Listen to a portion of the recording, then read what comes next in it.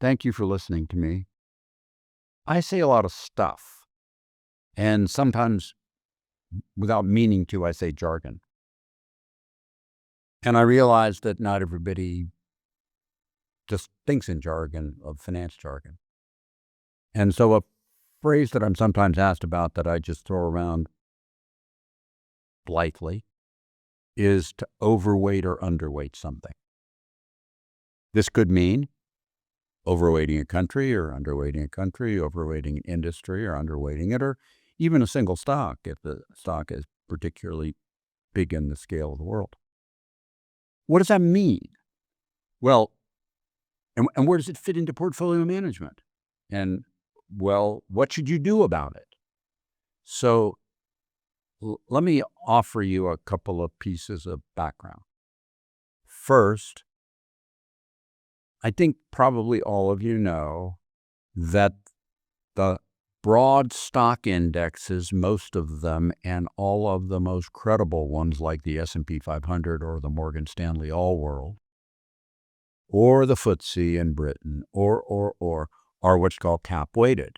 And what that means is you take the total stock market value of each stock, you aggregate them, and the ones that are worth more have a higher weight in that index than the ones that have less total stock market value.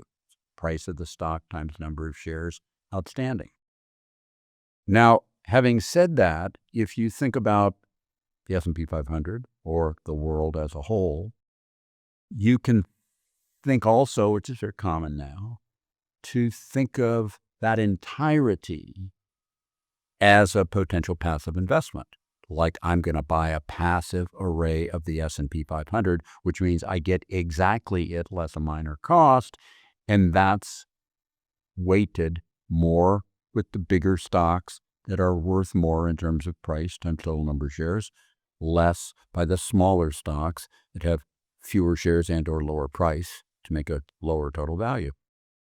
So when we think of that, and we can just use the S&P 500 as an example, but you could use any cap-weighted index. Index is ranked by market cap. You say,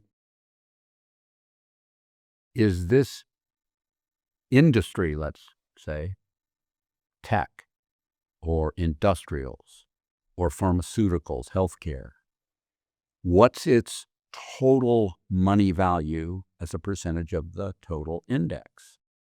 And if you have more than that, you've overweighted it. If you have less than that, you've underweighted it.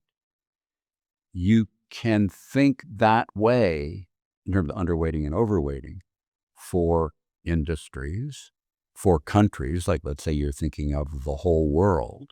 Are you going to overweight or underweight America?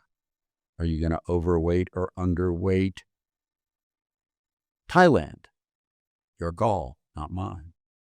But the more you underweight or overweight, the more you're taking risk away from what the market returned. And therefore, the more your portfolio return is likely to be widely variant. So if you take huge underweights and overweights, you could do much better than the index or much worse. If you have small underweights or overweights, you might do a little better or a little worse.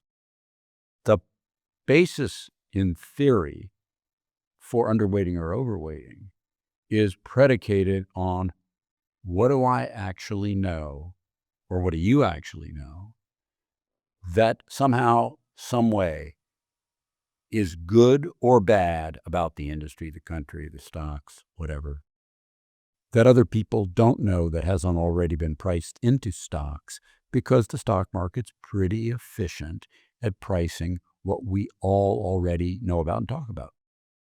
So if you actually think I know something about healthcare that's really important that other people don't talk about, they don't know about, and it's bad, well, then you'd have a natural inclination to underweight healthcare, and that would be good.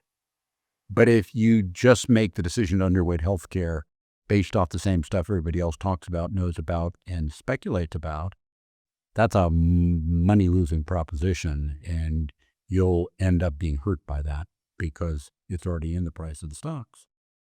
So basically, that's what underweighting and overweighting is. Do you own more or less of it than its weight inside the index that you measure against? Why do you want to do this in the first place? Why do you want to think about an index? Because overweighting and underweighting against an index, like the S&P 500 or the MSCI World,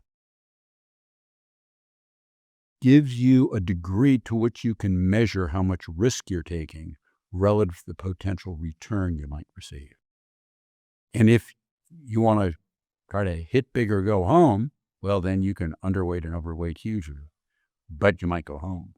So you need to make rational decisions about how much do I actually think I know other people don't know. And I'm just going to tell you, if you think you know a lot that other people don't know, you're probably pretty arrogant and wrong. For the most part, you have to pick your shots pretty carefully when you underweight or overweight, but I'm not suggesting you don't pick your shots. So I hope this has been useful for you. I hope it's given you clarity on what's otherwise a jargon phrase I throw around in these videos pretty commonly. And thank you for listening to me. And I hope, again, you listen to me on another video soon. Thank you. Hi, this is Ken Fisher. Subscribe to the Fisher Investment YouTube channel if you like what you've seen. Click the bell to be notified as soon as we publish new videos.